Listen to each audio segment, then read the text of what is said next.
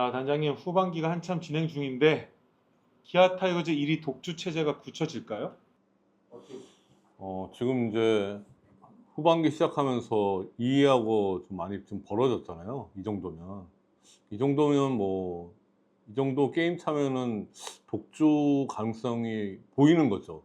독주 체제가 굳혀졌다고 하긴 그렇고, 독주 가능성이 지금 보이고 있다. 이렇게 볼 수 있을 것 같습니다. 이일이 투수와 이제 윤영철 투수가 선발 투수로 나오질 못하면서 이제 선발 투수 트레이드 가능성 또는 어쨌든 지금 현재 트레이드 가능성이 어떻게 있을까요? 트레이드 가능성은 있을 것 같은데요. 국내 투수, 선발 투수를 줄 팀은 한 팀도 없다고 봐야죠. 물론 이제 그 리빌딩 모드로 들어가는 팀이 있다면 그런 경우는 선발 투수를 내줄 수가 있겠지만 시즌을 포기하지 않고 가을 야구를 계속 노리는 팀이라면 선발 투수 주는 팀은 한 팀도 없을 거고요. 불펜 투수도 마찬가지로 지금 모든 팀들이 불펜이 지금 문제잖아요. 불펜을 내줄 만한 팀도 거의 없죠. 그렇지만 기아는 이제 우승하기 위해서 트레이드에 적극적으로 이렇게 나설 가능성은 높습니다. 자, 단장님이시라면 뭔가 어떤 액션을 취해서 윈나우 확정지는 어떤 트레이드를 감행하시겠습니까? 트레이드뿐만 아니라 지금 기아가 2017년 이후에 7년 만에 우승에 도전하는 거니까 뭐든지 해야 될 상황이라고 봐야죠. 그럼에도 불구하고인가? 그 내년에 조금 가능성이 좀 떨어질 수도 있다라고 생각하시는 거예요?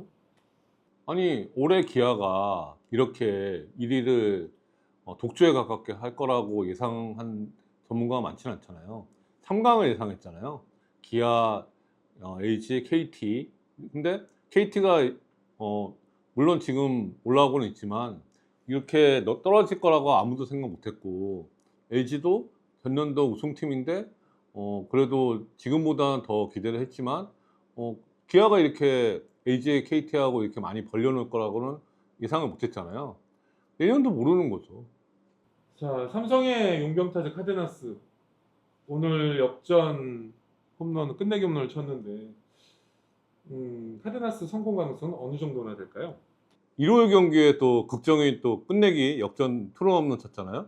또 그 앞에 첫 번째 홈런도 장애 홈런이고 파워 하나만큼은 진퉁 아닌가 싶습니다. NC의 데이비슨이 강인권 감독이 이제 우주 같다 이런 얘기를 했지만 뭐 그 정도까지는 모르겠지만 라팍을 쓰고 있기 때문에 삼성이 카디나스가 라팍 쓰는 거하고 저기 데이비슨이 창원 NC파크 쓰는 거하고 비교해봤을 때 비슷할 수도 있다. 지금 후반기에 삼성이 좀 불펜이 좀 불안하지만 카데나스 선수의 활약으로 인해서 다시 한번 반등할 수 있는 그런 가능성이 있지 않을까 그렇게 한번 기대해 봅니다.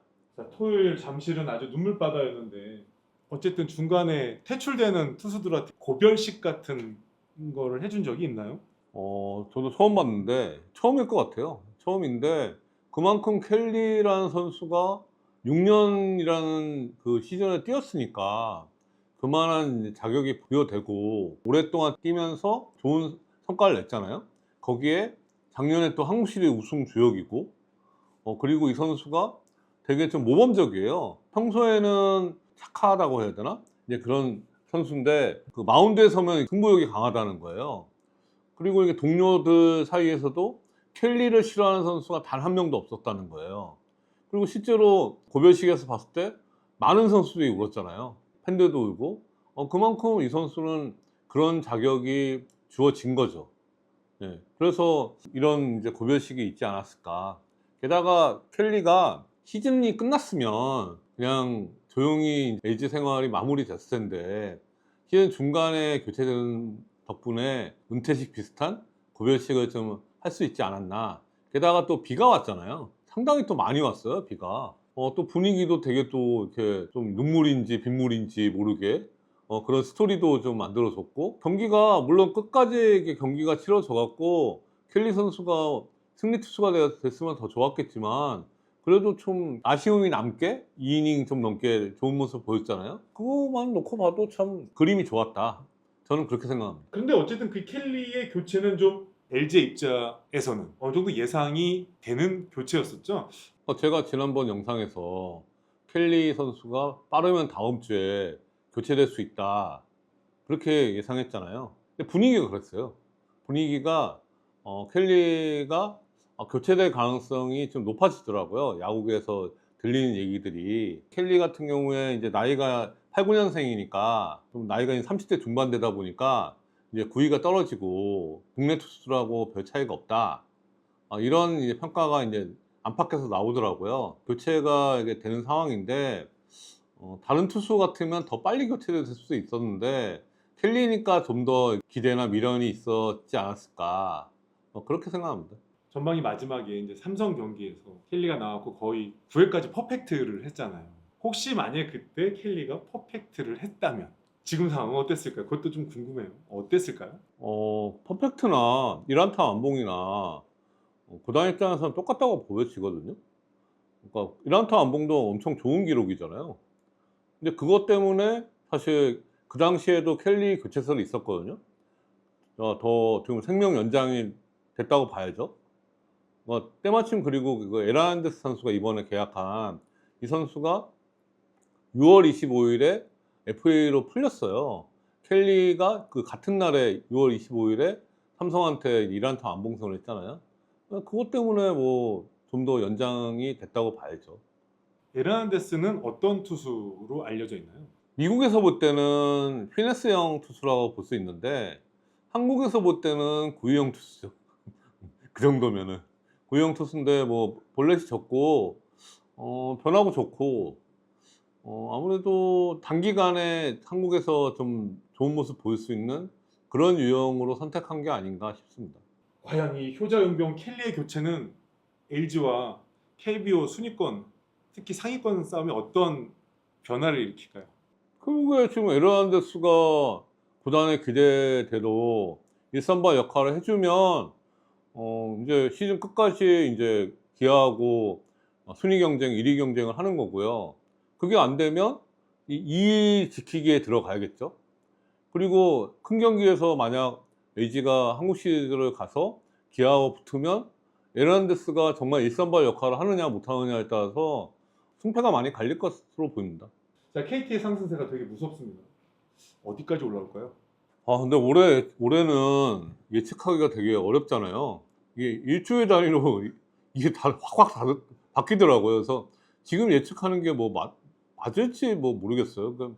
뭐 자신은 없는데 KT의 상승세는 결국에는 박영현 투수가 마무리로 얼마나 끝까지 잘 지탱해 주느냐.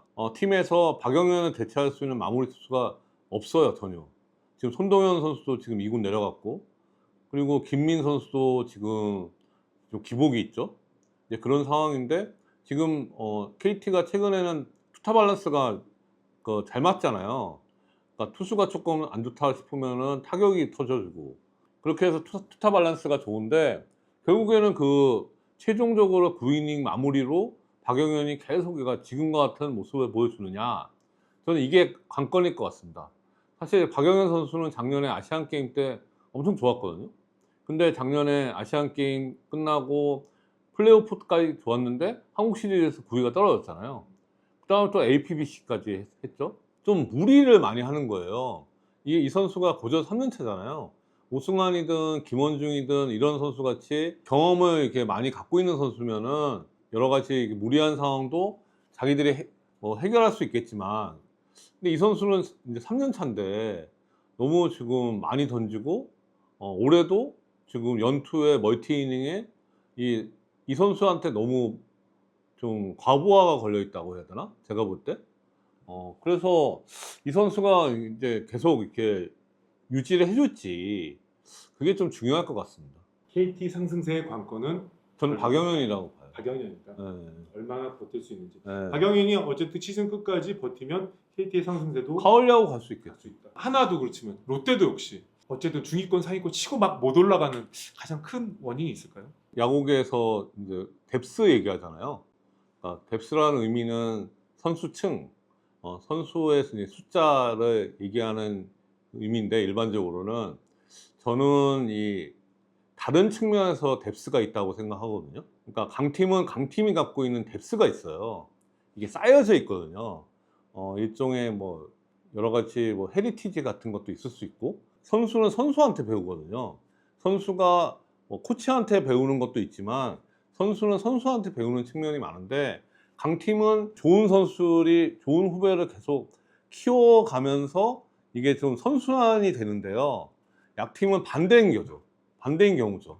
좋은 선배가 없고 좋은 선배가 다른 팀을 가는 경우도 있고, 그러다 보면 젊은 선수가 빠르게 기회가 주어질 수는 있지만 이 강팀의 그런 DNA나 그런 거는 없는 상태라는 거죠.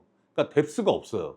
강팀은 강팀의 뎁스가 있고, 약팀은 이 강팀이 갖고 있는 뎁스가 없는 거예요. 강팀만이 이어지는 뎁스. 네, 그러니까 이게 이어지는 게 있어요. 선수단 내부에 강팀은 강팀이 갖고 있는 그게 계속 이어진다는 거죠. 선수단에. 근데 약팀은 그게 없기 때문에 고비를 못 넘어가는 거예요. 예전에 SK라든가 두산 막 그러니까 SK 같은 경우는 2020년 9위 빼고는 그렇게 막 무너진 적이 없었잖아요. 못해도 한 5, 6위는 했었잖아요. 그게 이제 그런 힘을 계속 끌고 가는 건데, 그런 하위권, 만년 하위권 팀들은 이제 그게 없는 거예요. 그래서 고비를 못 넘은 거죠. 아무리 명장을 데리고 온다고 한들 결국 야구는 선수가 한다고 하잖아요. 그러니까 보면은 최근에 롯데나 하나 경기 보면 감독들이 그냥 좀 어이없는 표정? 그런 게 나오잖아요. 그러니까 이게 참 어렵다는 거예요. 이게. 그 차이가 분명히 있는 것 같습니다. 그 감독들이 또 공교롭게 다 두산을 또 이끌던 두산에서 네. 뭔가 그 네. DNA를 갖고 있던 네. 그 팀 감독이셨네요. 또 아무래도 그게 있어서 아무래도 좀 지금의 하나나 롯데는 한 번에 치고 올라오는 게 쉽지 않다. 그게 안 되는 거죠.